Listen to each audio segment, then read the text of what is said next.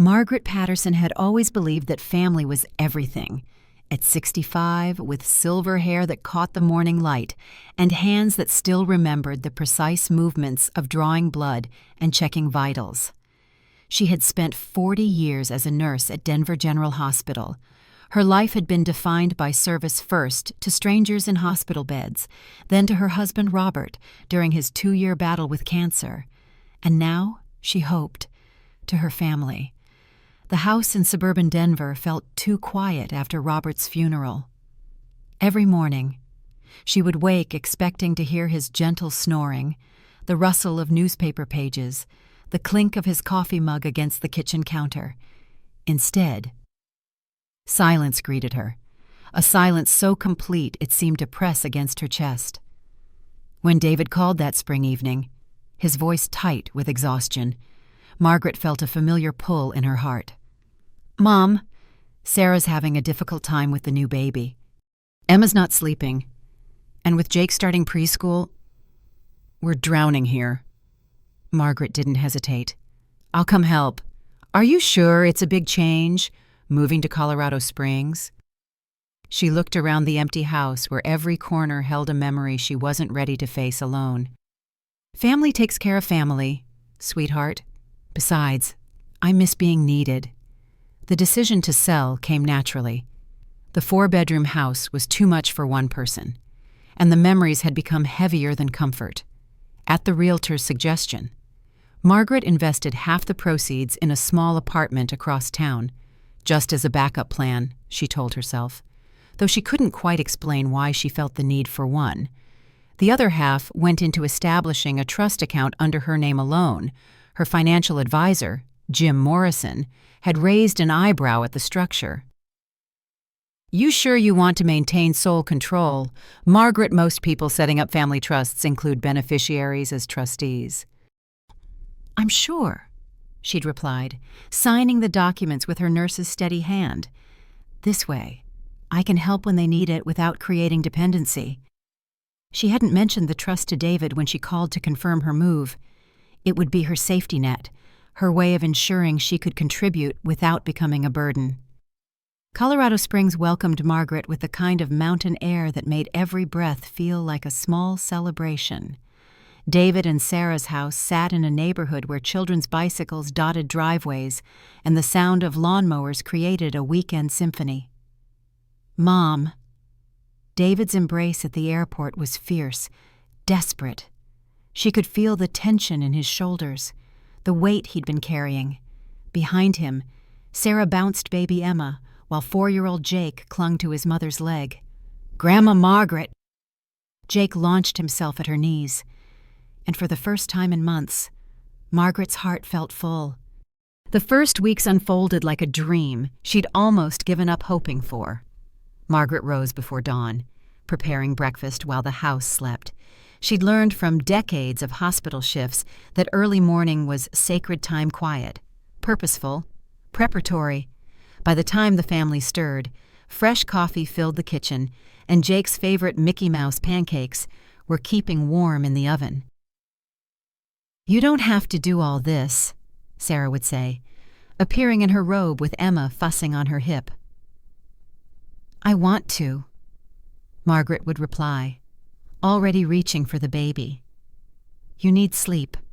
I've had my rest." It was true. Caring for Emma felt natural, the gentle bounce to soothe crying, the practiced efficiency of diaper changes, the soft humming that seemed to calm both baby and grandmother.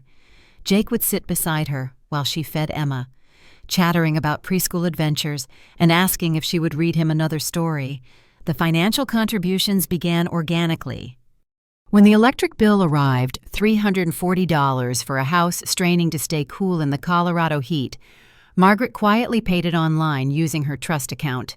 When Jake needed new shoes for school, she added them to her grocery run. When Sarah mentioned worrying about preschool tuition, Margaret called the school directly. "I'd like to set up automatic payments for Jake Patterson's tuition," she told the administrator.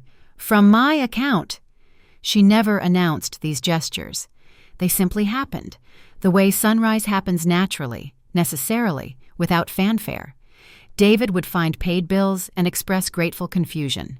Sarah would discover new clothes in Jake's dresser and thank Margaret with surprised delight. "You're a godsend, Margaret," Sarah said one evening as they cleaned up dinner together. "I don't know how we managed before you came." Margaret smiled, scrubbing a pot with the same methodical care she'd once used to prepare medications. Families help each other. That's what love looks like. But even in those golden weeks, Margaret noticed small things. The way Sarah would glance at her phone when Margaret offered parenting suggestions, how conversations would pause when she entered a room, the slight emphasis on "our house" when Sarah gave directions to repair technicians. She dismissed these observations as adjustment period growing pains. After all, it took time for 3 adults to find their rhythm in one house. She was patient. She had been a nurse. Patience was as natural as breathing. The changes began so subtly that Margaret almost convinced herself she was imagining them. It started with meal planning, where once Sarah would ask, "What should we have for dinner?"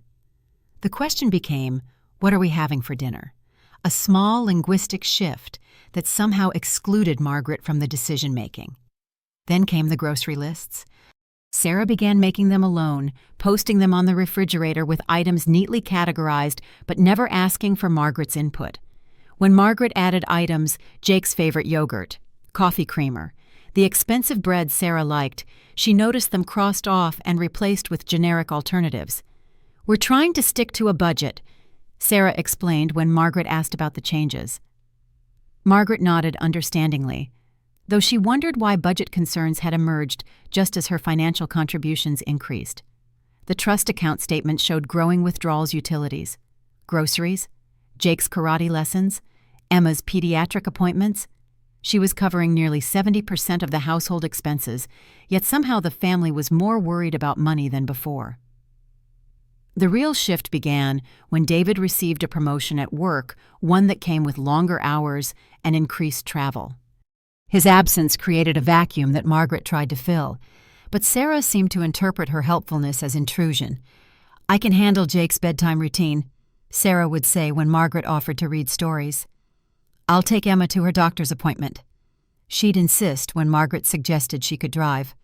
"We don't need you to cook every night. We're perfectly capable of feeding ourselves." Each polite rejection stung more than the last. Margaret began to feel like a guest who had overstayed her welcome, though she couldn't pinpoint exactly when the welcome had expired. The breaking point came on a Tuesday evening in late October.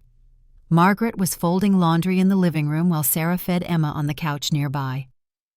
Jake sat at the kitchen table, struggling with homework that looked far too advanced for a 4-year-old. "That looks like challenging work for someone so young," Margaret commented gently. Sarah's response was sharp.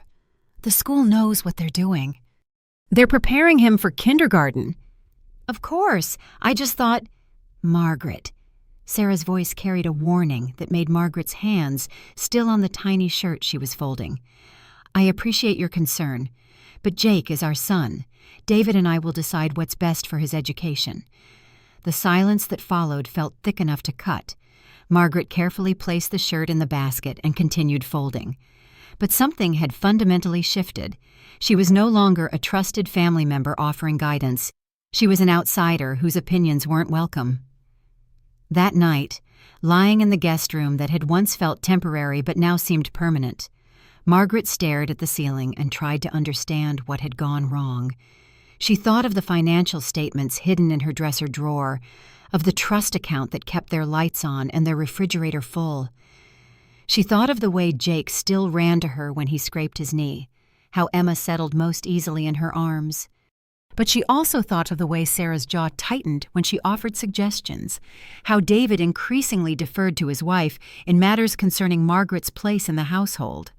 She was needed, but not wanted, essential, but not valued. For the first time since moving to Colorado, Margaret wondered if love was really enough to bridge the growing distance between intention and reception. The garage door incident happened on a Thursday morning in November. Margaret had driven to the grocery store using her own money, of course, and returned with bags full of food that would somehow become Family groceries by dinner time. She was tired. The cold mountain air had triggered her arthritis, and the heavy bags strained her back more than they used to. She managed to press the garage door opener, but in her focus on maneuvering the bag safely inside, she forgot to close it behind her. It was an honest mistake, the kind anyone might make when juggling multiple tasks and fighting joint pain. Sarah discovered it that afternoon when she returned from Emma's playdate. "Margaret!" The shout echoed through the house as Margaret was preparing Jake's after-school snack. "Could you come here, please?" The tone wasn't requesting, it was summoning. Margaret set down the apple she was slicing and walked to the garage entrance, where Sarah stood with Emma on her hip, her face flushed with what Margaret initially assumed was cold, but quickly recognized as anger. "The garage door has been open all day. All day, Margaret. Anyone could have walked in. They could have taken anything. Or worse." "I'm so sorry. I was carrying groceries and my hands were full. This isn't the first time." Sarah's voice rose with each word. "Last week you left the back gate open. Last month you forgot to lock the front door. Are you trying to get us robbed?" The accusation hit Margaret like a physical blow. "Of course not. These were honest mistakes. I would never." Honest mistakes. Sarah shifted Emma to her other hip, the baby beginning to fuss at her mother's agitated tone.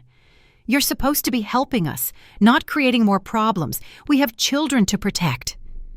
Margaret felt heat rise in her cheeks. In 40 years of nursing, she had been responsible for life and death decisions, had managed medical equipment worth hundreds of thousands of dollars, had never not once been accused of carelessness with other people's safety. "I understand your concern," she said carefully. "I'll be more careful." "More careful," Sarah laughed, but there was no humor in it. "Margaret, you're 70 years old. Maybe it's time to accept that your mind isn't what it used to be." The words hung in the air like smoke after an explosion. Margaret stared at her daughter-in-law, this woman for whom she had quietly paid electric bills and bought groceries and provided free childcare for months, and felt something crack inside her chest.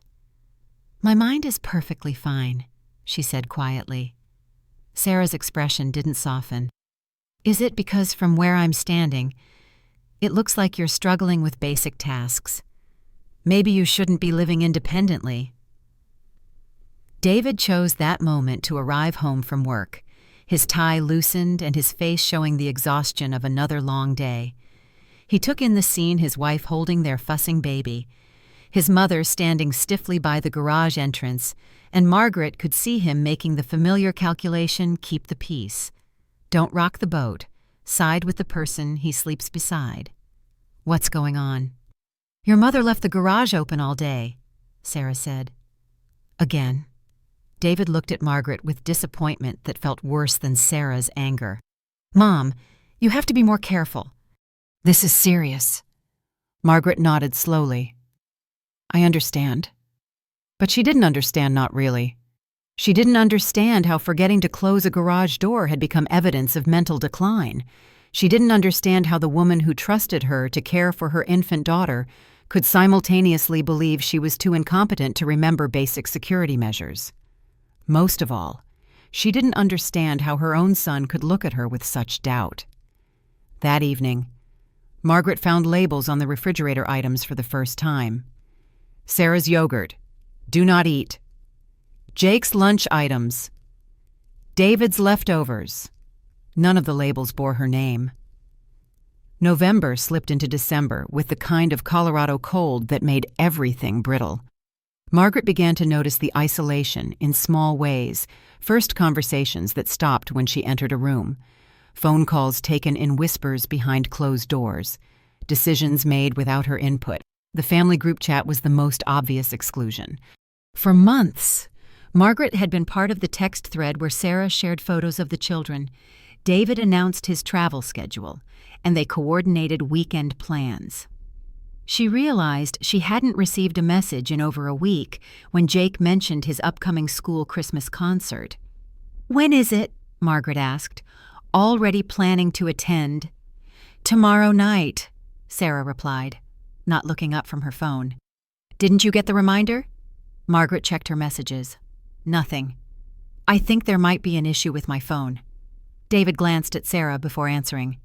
"We moved some of the family coordination to a different chat, just for logistics." "What different chat?"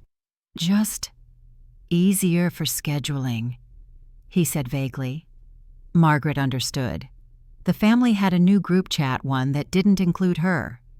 She was no longer privy to decisions about weekend trips, dinner plans, or her grandchildren's activities. She had become an outsider in a house where she paid the electricity bill. The food situation worsened after the labeling began. Margaret would open the refrigerator to find her items moved to the bottom shelf, pushed behind other things, or simply missing. When she asked about the yogurt she'd bought, Sarah would look genuinely confused. "I think that might have been ours. We all share groceries. Remember?" But they didn't all share groceries. They shared Margaret's groceries while protecting their own. She began buying duplicates of everything, keeping one version in her room and one in the kitchen. But even that felt like a defeat. The weekend plans became the clearest indication of her status. Margaret would wake Saturday morning to find the family dressed and preparing to leave. "Where are you going?" she'd ask. "Just running errands," David would say. "The park," Sarah might add. "Nothing exciting." But Margaret would see the picnic basket, notice Jake's excitement, recognize the careful coordination of a planned family outing. She began watching from her bedroom window as they loaded the car with children and supplies, their laughter carrying across the driveway as they drove away without her. She tried addressing it directly with David one evening when Sarah was giving Emma a bath. "I feel like I'm being excluded from family activities," she said carefully. David looked uncomfortable. "You're not being excluded. Mom, sometimes we need family time.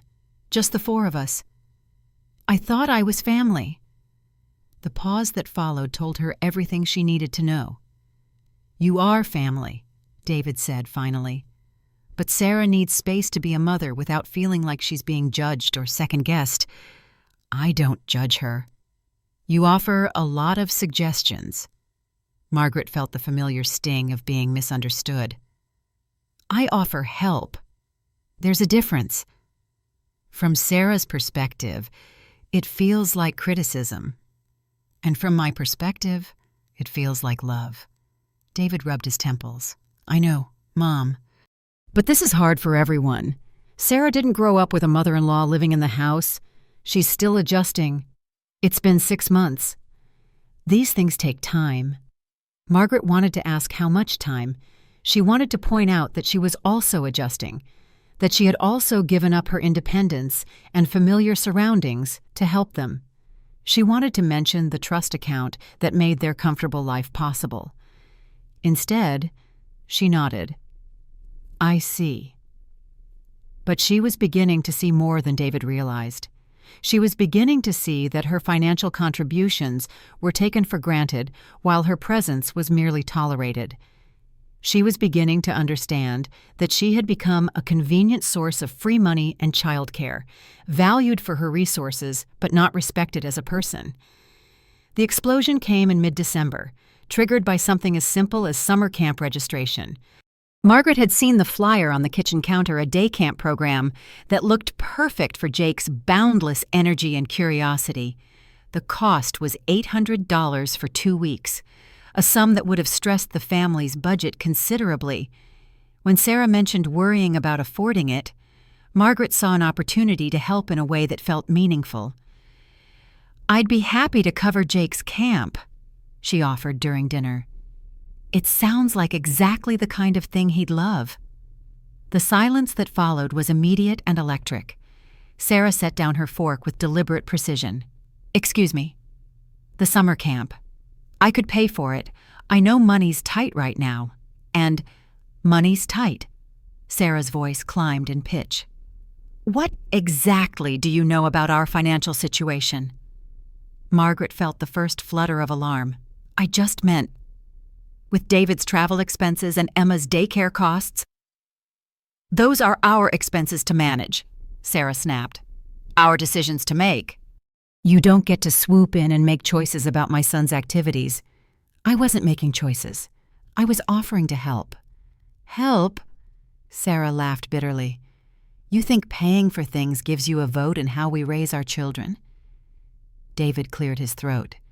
Sarah, no, David. I'm tired of this.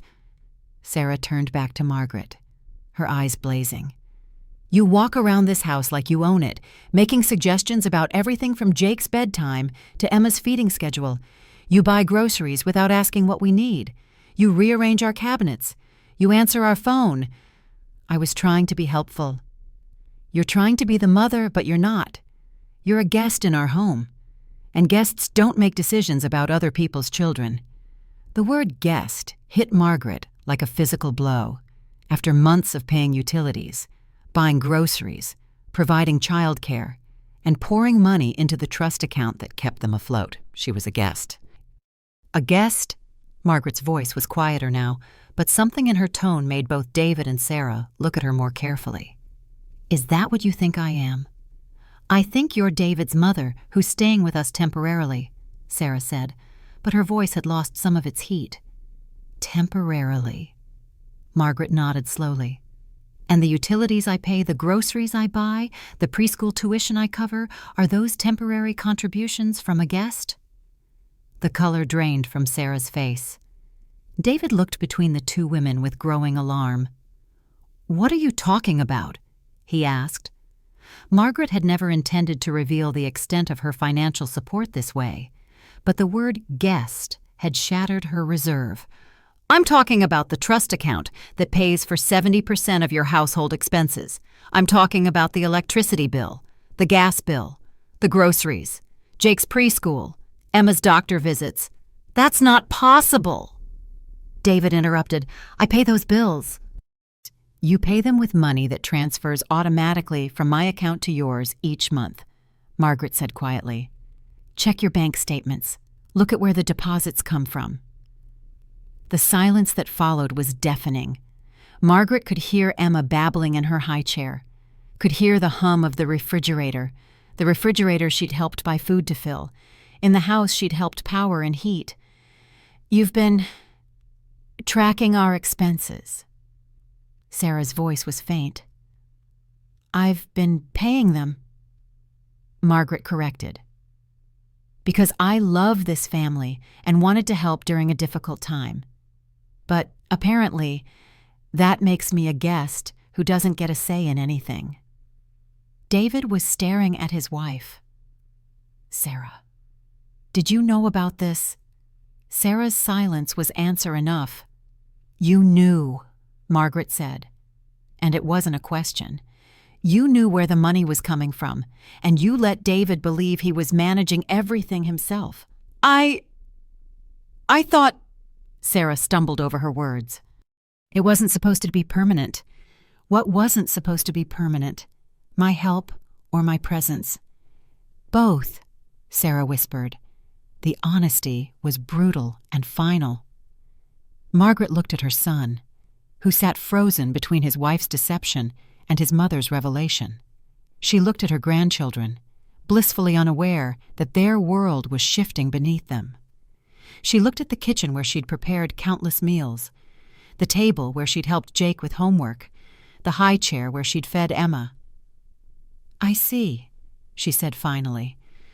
Well, at least now we all know where we stand. She rose from the table with the dignity that 40 years of nursing had taught her, the composure that came from making life-and-death decisions under pressure.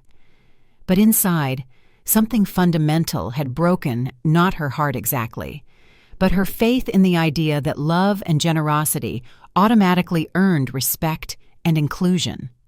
I'll be in my room, she announced. Take your time deciding whether you want a guest or a family member, but you can't have both. Margaret spent the night staring at the ceiling, her mind processing the evening's revelations with the methodical approach she'd learned in decades of nursing. When emotions ran high, you focused on facts. When situations became chaotic, you gathered data. The next morning, she began her investigation.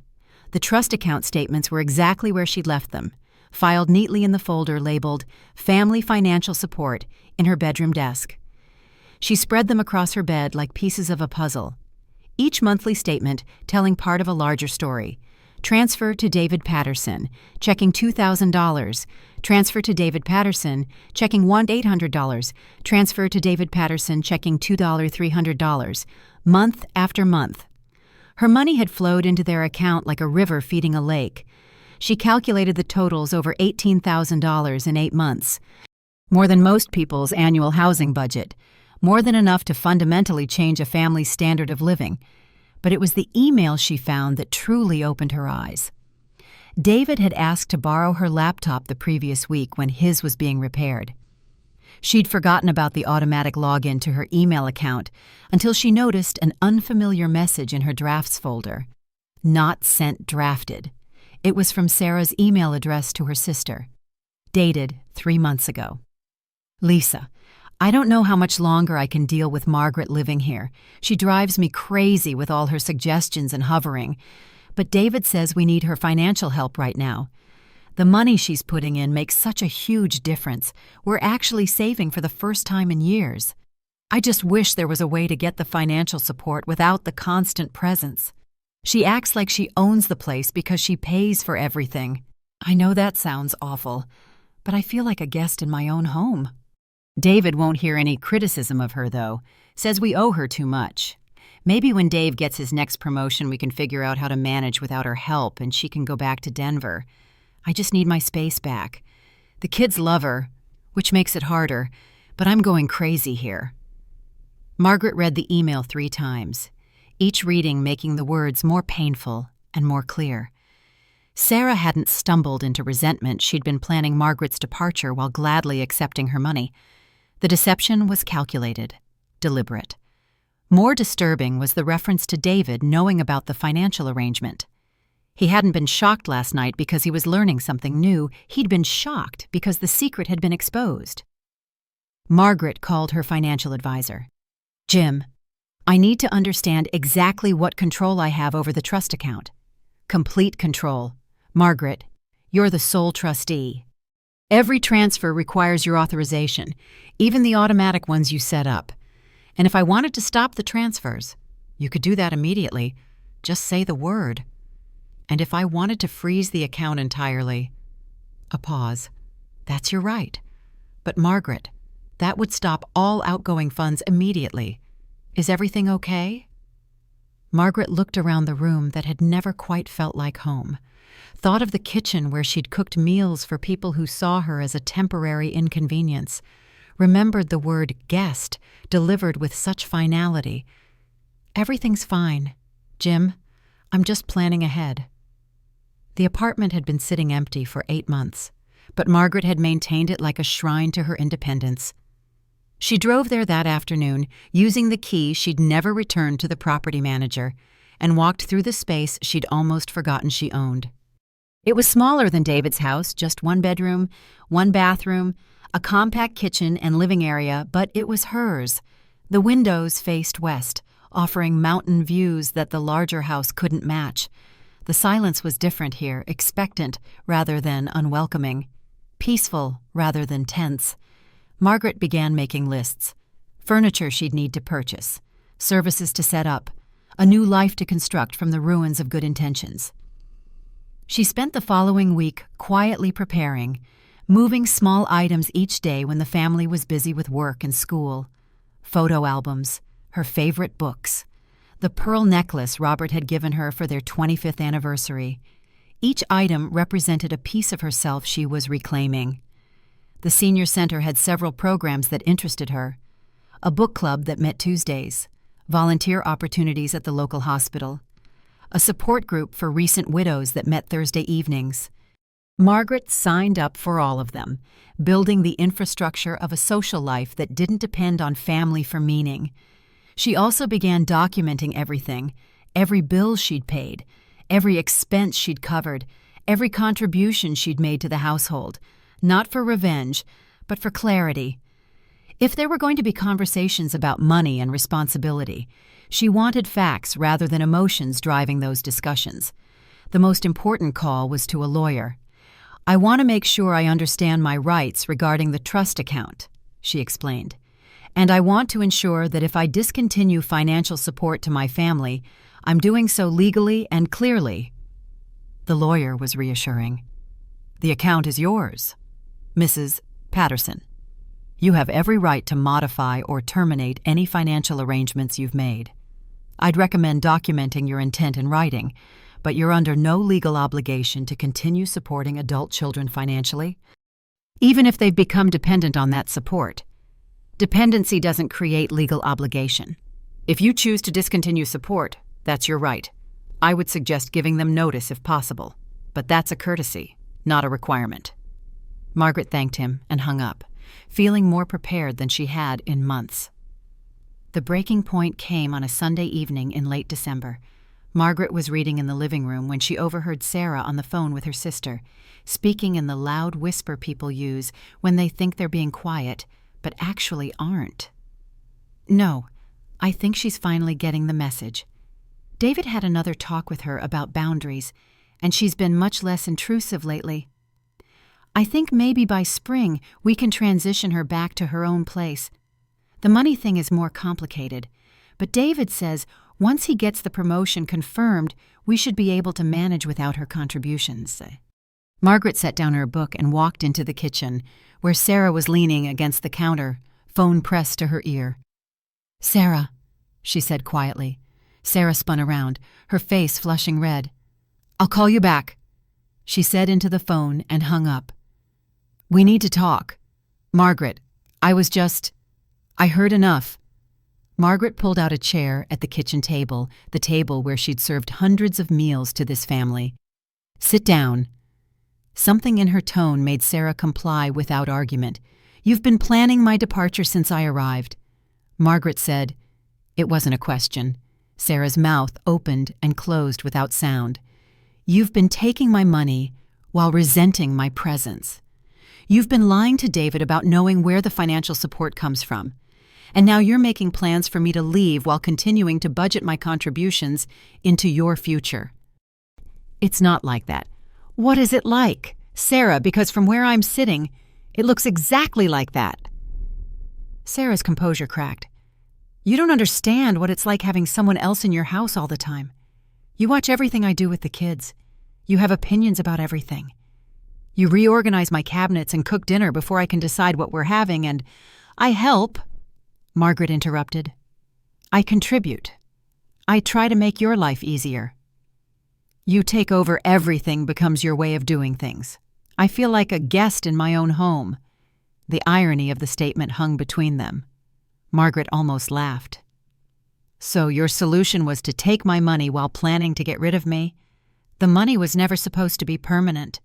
Neither was my presence, apparently." Margaret stood. "Well, Sarah, I have good news for you. You're about to get exactly what you want." Sarah's face went pale. "What do you mean?" "I mean I'm leaving tonight." "You can't just leave. David will what? Choose his wife over his mother. He's been doing that for months." Margaret looked around the kitchen one last time. "I'll be gone by morning. The guest room will be available for your craft corner, just like you wanted." "Margaret, wait." But Margaret was already walking away. Her decision finally, completely made. Margaret woke at 5 a.m. on Monday morning with the clarity that comes from absolute certainty. She dressed quietly, made coffee in the pre-dawn darkness, and sat at the kitchen table one last time, watching the sunrise paint the mountains gold. She prepared breakfast out of habit eggs for David, yogurt and fruit for Sarah, Mickey Mouse pancakes for Jake. She set everything on warming plates, arranged Emma's bottles in the refrigerator, and left detailed instructions for Jake's school pickup and Emma's nap schedule. The letter she left was simple. "Thank you for reminding me who I really am. I am not a guest. I am not a burden. I am not a temporary inconvenience to be managed until you can afford to dismiss me. I am a woman who deserves respect and inclusion in exchange for love and generosity. Since you cannot provide the former, I can no longer offer the latter, The children know they are loved. I hope someday you'll understand the difference between being needed and being valued. Margaret. She placed it under the salt shaker in the center of the table, next to a warm cup of jasmine tea, Sarah's favorite, or what used to be her favorite. The taxi arrived at 6:30 a.m., its engine running quietly in the driveway. Margaret took one suitcase, just enough for immediate needs. Everything else could stay. She had built a life here for 8 months, but she wouldn't take crumbs from a table where she wasn't welcome. She slid her house key through the mail slot and walked to the waiting car without looking back. An hour later, she was unlocking the door to her apartment, breathing air that belonged entirely to her. The first call to her financial advisor came at 9 a.m. "Jim, I want to freeze the trust account immediately. All automatic transfers stop today." "Are you sure, Margaret? This will affect—" "I'm sure. And Jim, I want you to send a formal notice to David Patterson's address, explaining that the account has been frozen by the trustee's decision, and that no further transfers will occur." "That's your right. It'll be in today's mail." Margaret hung up and made herself another cup of coffee, her second, because she could have as much coffee as she wanted now. She sat by the window, watching the morning light move across mountains that had never looked more beautiful. The first sign of trouble came Tuesday morning when David's debit card was declined at the gas station. He tried it twice, confused, then used a credit card instead. Must be a bank error, he thought. By Tuesday evening, the bank error had become a crisis. Sarah discovered it when she tried to buy groceries and 3 different cards were declined. She called the bank from the store parking lot, Emma crying in the back seat while Jake asked why they couldn't go inside. "I'm sorry, Mrs. Patterson, but your account has insufficient funds. The automatic transfer that usually occurs on the first of the month was canceled." Canceled by who? By the account holder. "You'll need to speak with them directly." Sarah stared at her phone, the pieces clicking together. Margaret's departure, the frozen account. The letter that had seemed dramatic yesterday now looked prophetic.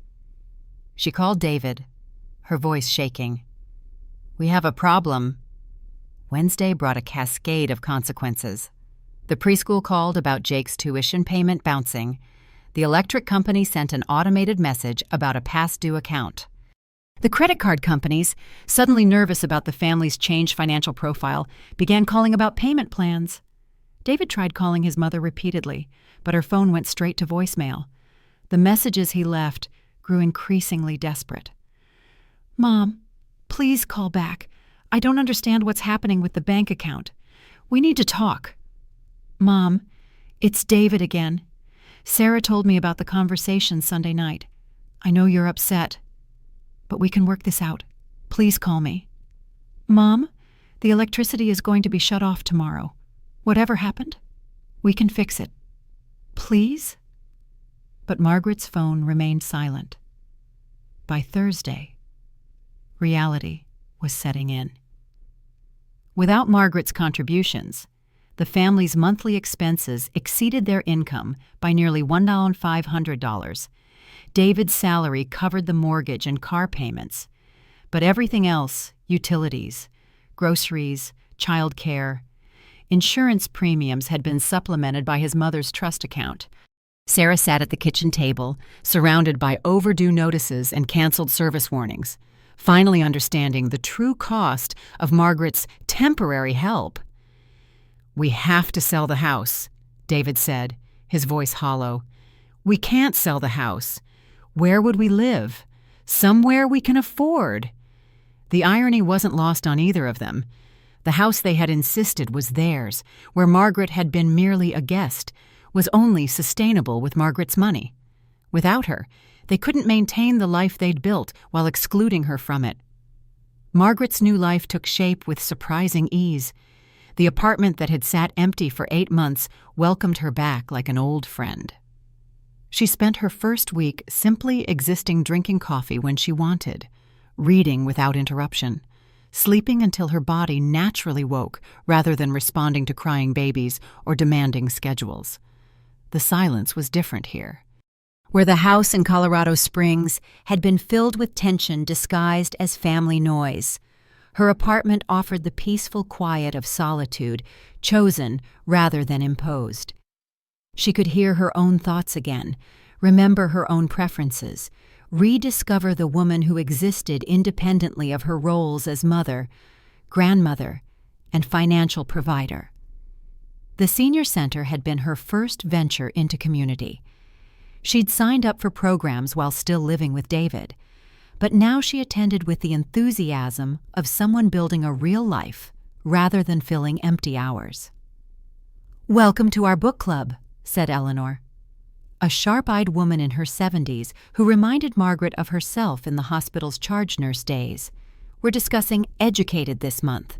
Have you read it?" Margaret had. "It's about finding your own voice after years of being told who you should be."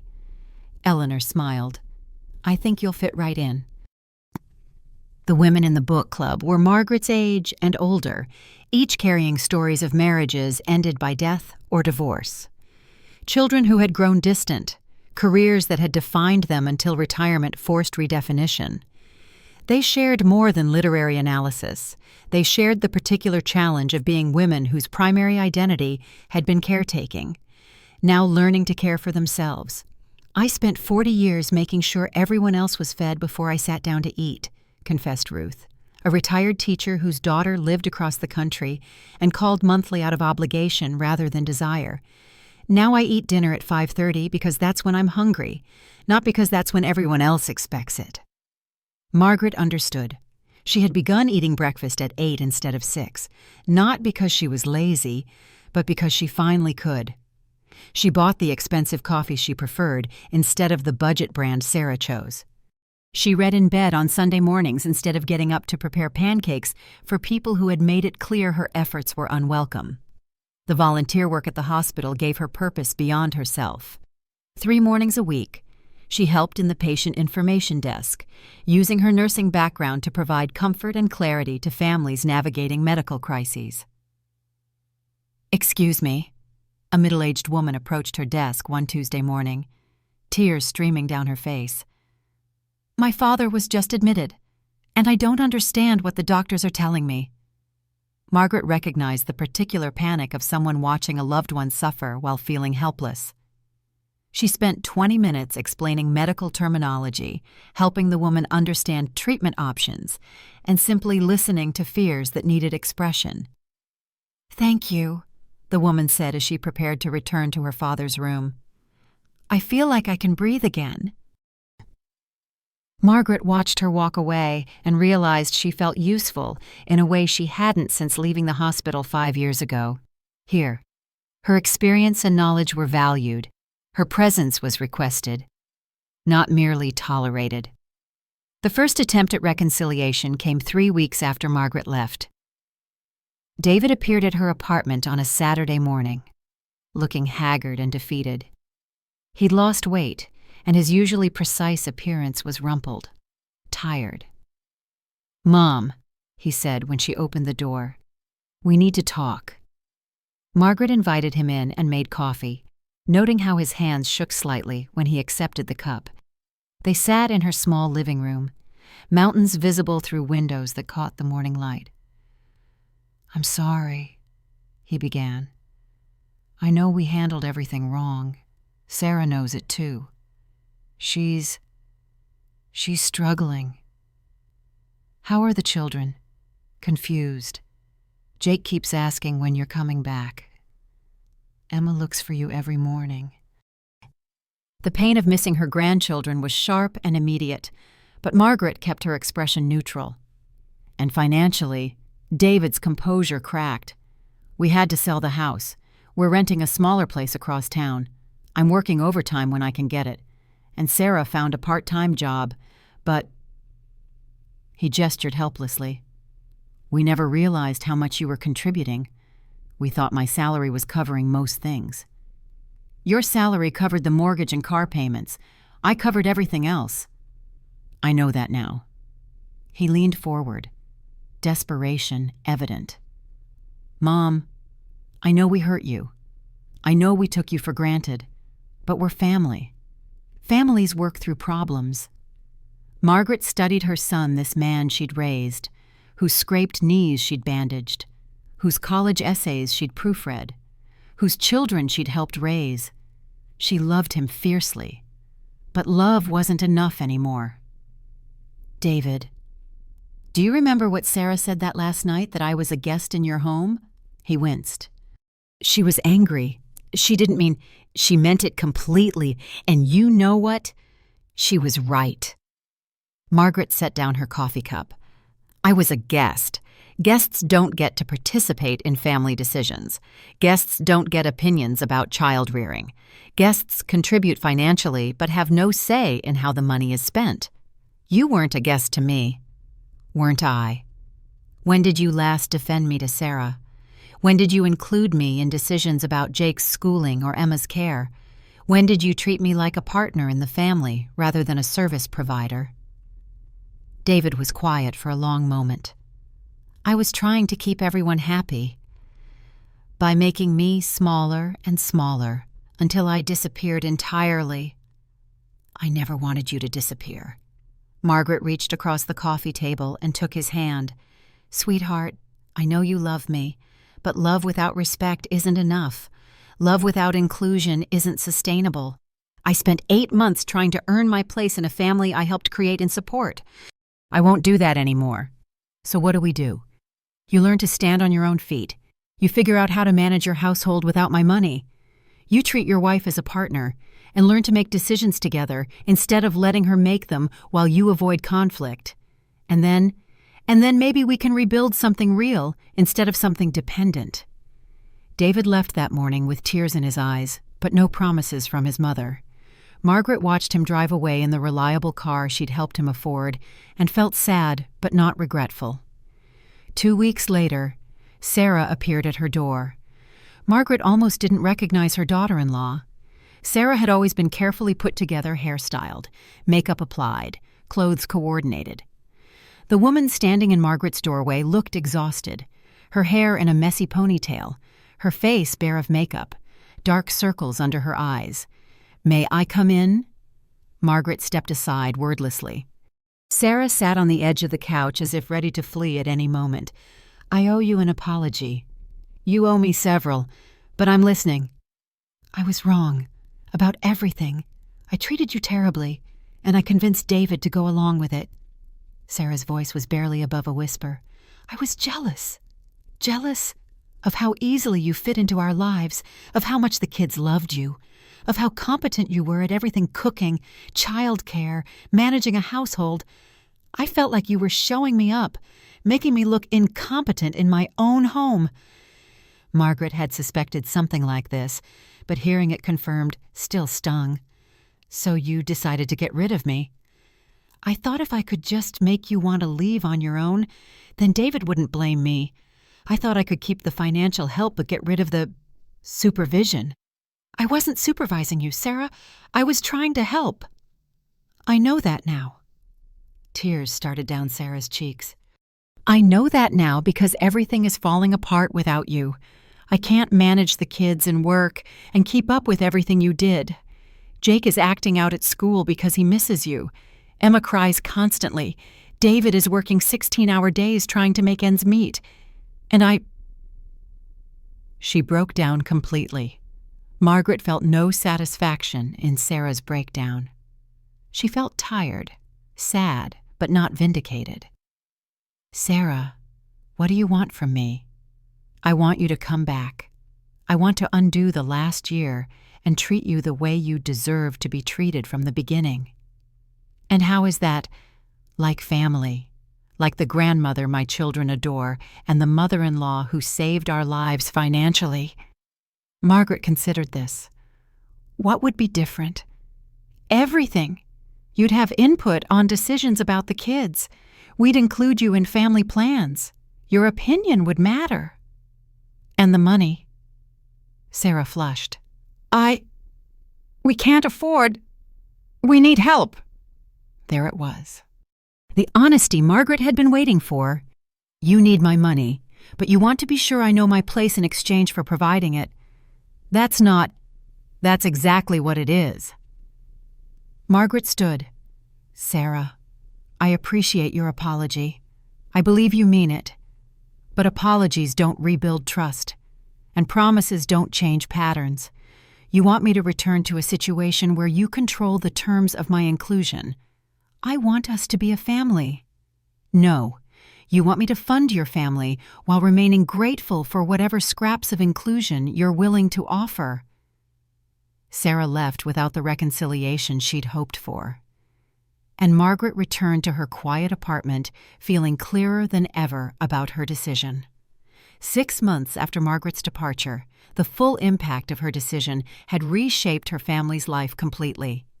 David and Sarah had been forced to sell their house and move into a rental duplex in a different school district. Jake had to leave his preschool and the friends he'd made there. Sarah's part-time job had become full-time necessity, requiring expensive childcare for Emma. David picked up weekend shifts driving for a delivery service. His corporate shirts replaced by company uniforms that smelled of other people's dinners. The man who had once worn ties to work now calculated tips and mileage reimbursements to make their budget work. The stress had taken its toll on their marriage. Without Margaret as a convenient source of conflict, they had to face their real problems: David's conflict avoidance, Sarah's need to control, their inability to communicate honestly about money and expectations. But there were positive changes too. For the first time in their marriage, they were truly partners in managing their household. Sarah had learned to appreciate David's gentle approach to parenting when she was too exhausted to maintain her previous standards.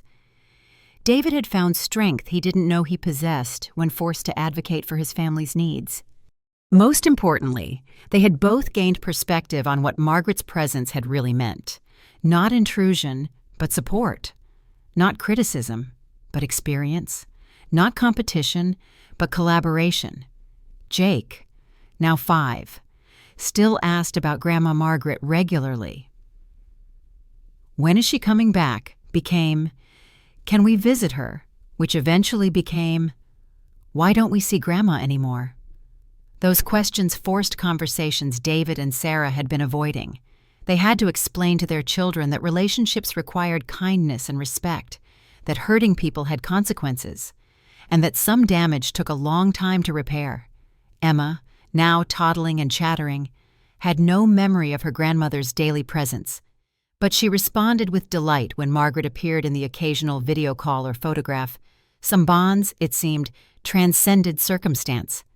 The turning point came during the Christmas season, nearly a year after Margaret's departure. David called his mother with a request that surprised her with its maturity. "Mom, I want to ask you something, and I want you to know there are no expectations attached to your answer." Margaret was intrigued. This sounded like the son she'd raised rather than the conflict-avoiding man he'd become. "Go ahead. Would you be willing to have Christmas dinner with us? Not at our house. I know that might be uncomfortable. Maybe at a restaurant, or if you'd prefer, we could come to you." Margaret considered this. "What's changed? David, Sarah and I are in counseling. We're learning to communicate better, to make decisions together instead of just defaulting to what she wants or what seems easiest." He paused. "We're learning to be the kind of people you deserve to have in your life." And Sarah agrees with this invitation. It was her idea. That did surprise Margaret. "I see. Mom, I'm not asking you to come back and resume supporting us financially. We've learned to manage on our own barely, sometimes, but we're managing. I'm asking if you'd be willing to try being our family again, under different terms." "What terms?" "Terms where you're included in decisions that affect the grandchildren, where your opinions matter, where you're treated as a valued family member, not a convenient resource." Margaret felt the first flutter of hope she'd experienced regarding her family in months. "I'd need to think about it." "Of course. And Mom, whether you say yes or no, I want you to know that I understand now what I lost when I chose keeping peace over doing right.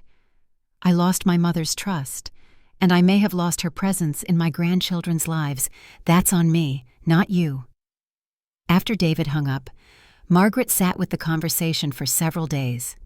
She talked it through with Eleanor and Ruth at book club, discussed it with her volunteer coordinator at the hospital, even brought it up with her new therapist, a woman her own age who specialized in family transitions.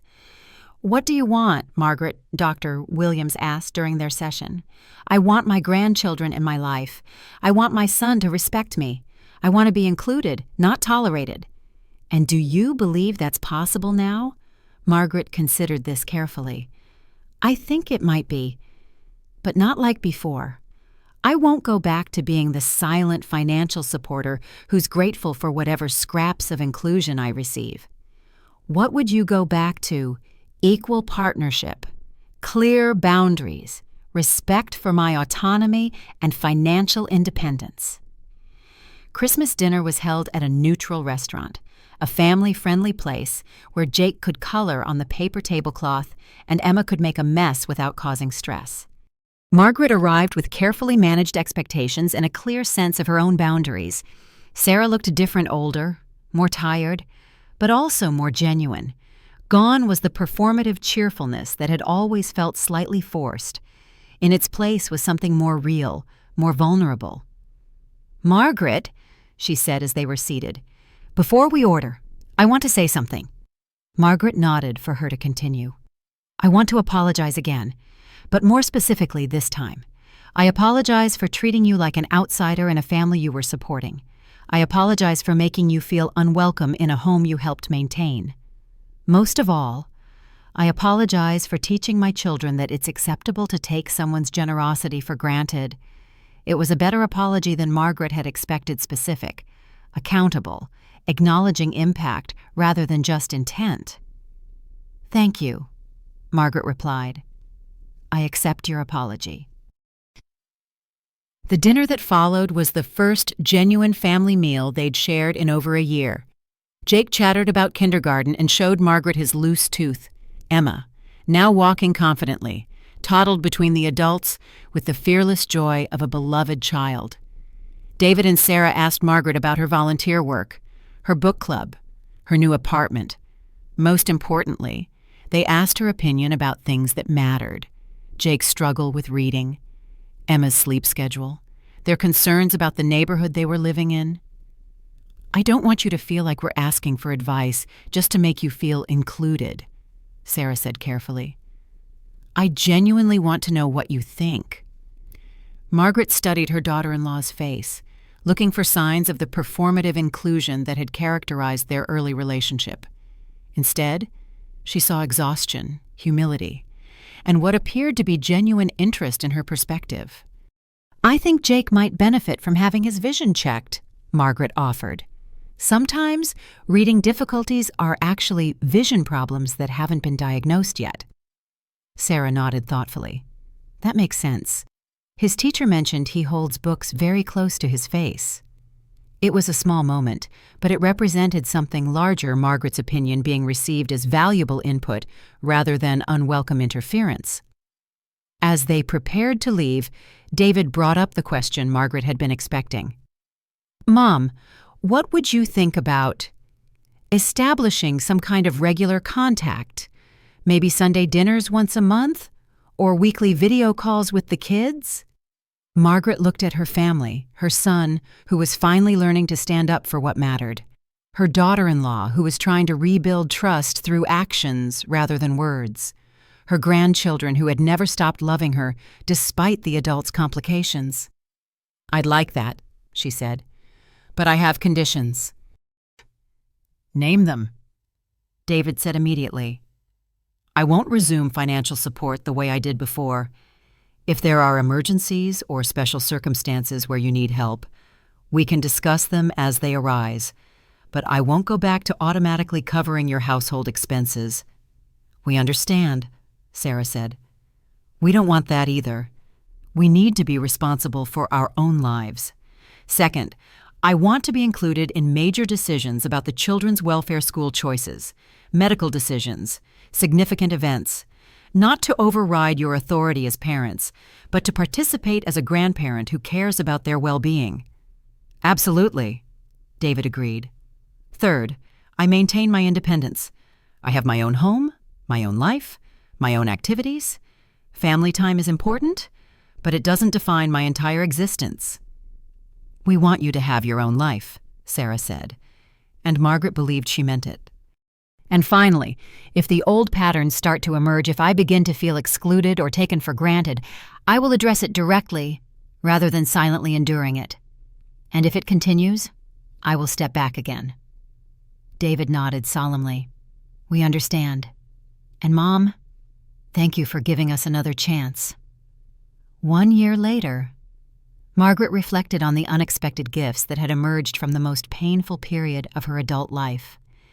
She was sitting in her apartment on a Sunday morning, preparing for the weekly video call with Jake and Emma that had become a cherished routine. Her life had a fullness now that had been missing during her months in David's household. The volunteer work at the hospital had expanded into training new volunteers, using her nursing background to help others transition into meaningful service. The book club had become a close-knit group of friends who supported each other through the particular challenges of aging with dignity and purpose. She had even begun dating tentatively, carefully, but with genuine interest. Robert, a retired professor she'd met through the senior center, shared her love of reading and her appreciation for quiet independence. They went to movies, attended lectures together, and maintained separate homes with no pressure for anything more complicated.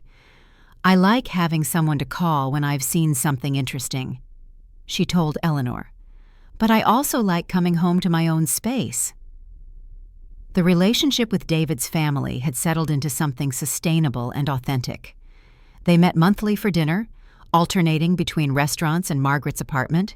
She attended Jake's school plays and Emma's birthday party. When Jake struggled with math, Margaret tutored him twice a week via video call.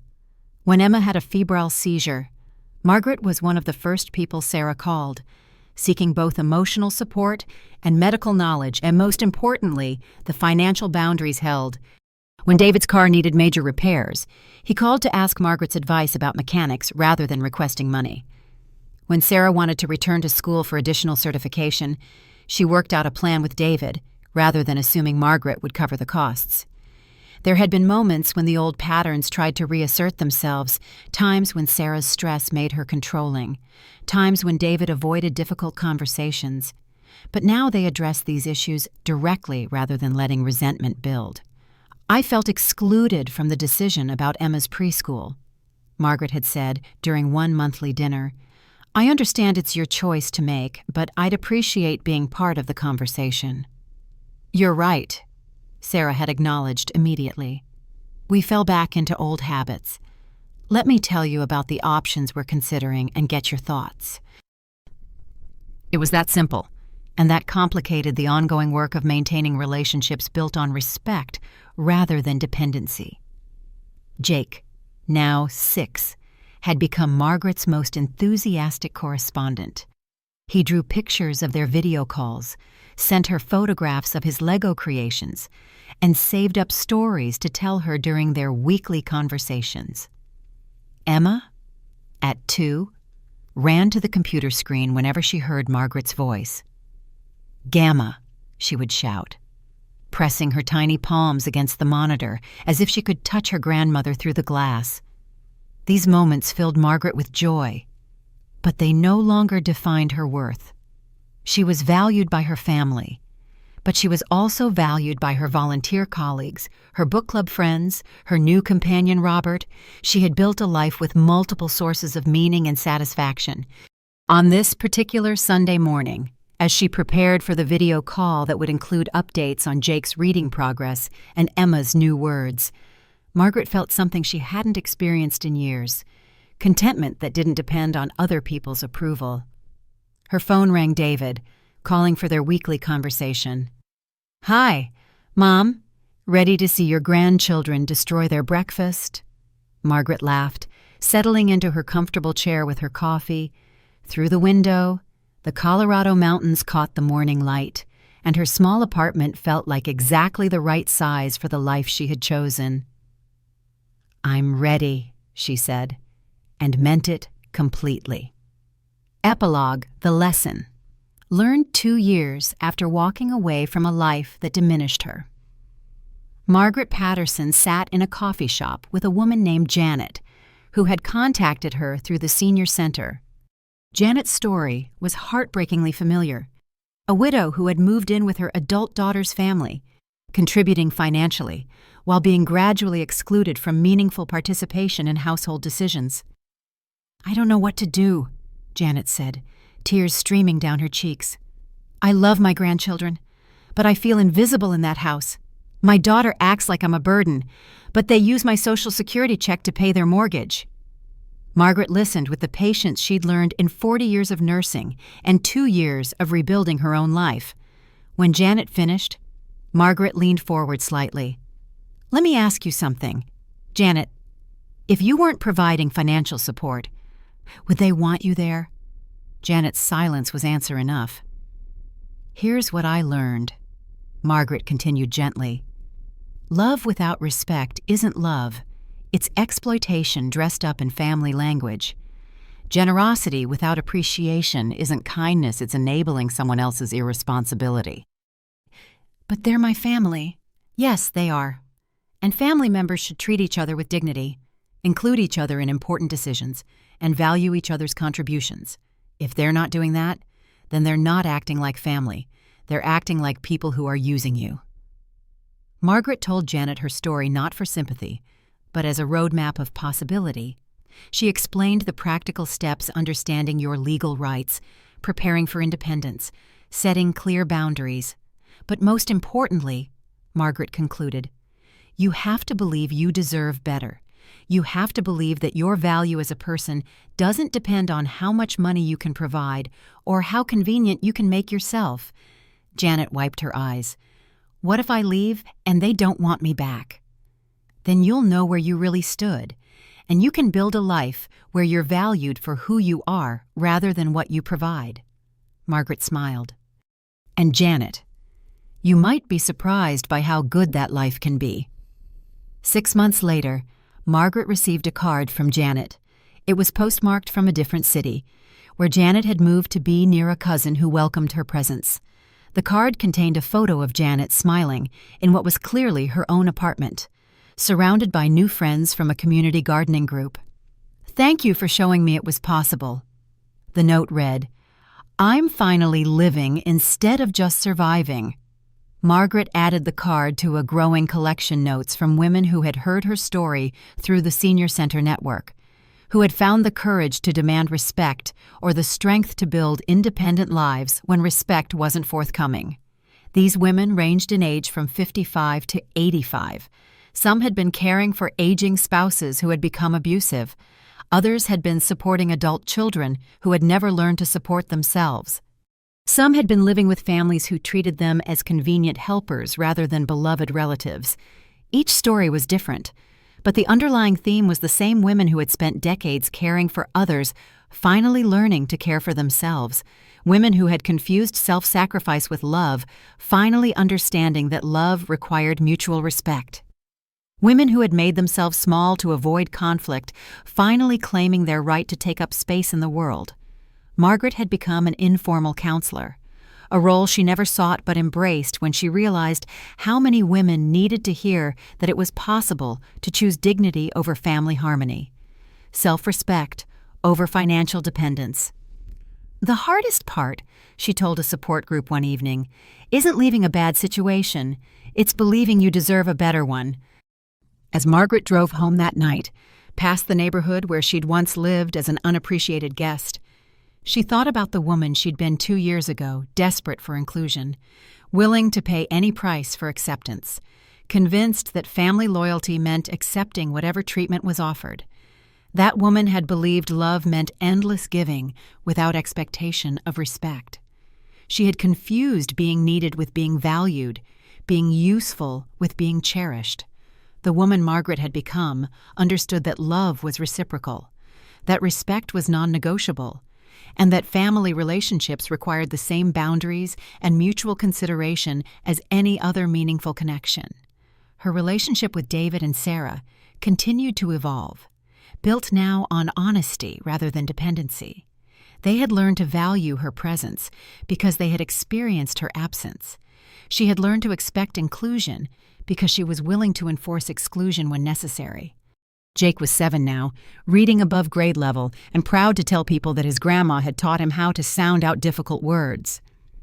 Emma was 3, a chattering whirlwind who saved her best stories for their weekly video calls. Both children knew they were loved by a grandmother who chose to be in their lives rather than one who had nowhere else to go. David had grown into the kind of man Margaret had hoped to raise, someone who stood up for what mattered, who treated his wife as a partner rather than deferring to her to avoid conflict, who had learned that maintaining relationships required courage and honesty rather than just accommodation. Sarah had surprised Margaret the most. Without the defensive anger that had characterized their early interactions, she had revealed herself to be thoughtful, funny, and genuinely committed to building a family based on mutual respect rather than traditional hierarchies. "I used to think having boundaries with family meant you didn't really love them," Sarah had told Margaret during one of their monthly dinners. "I've learned that boundaries are actually how you show love by treating people well enough that they want to stay connected." As Margaret pulled into her apartment complex that evening, she felt the deep satisfaction that comes from a life lived authentically.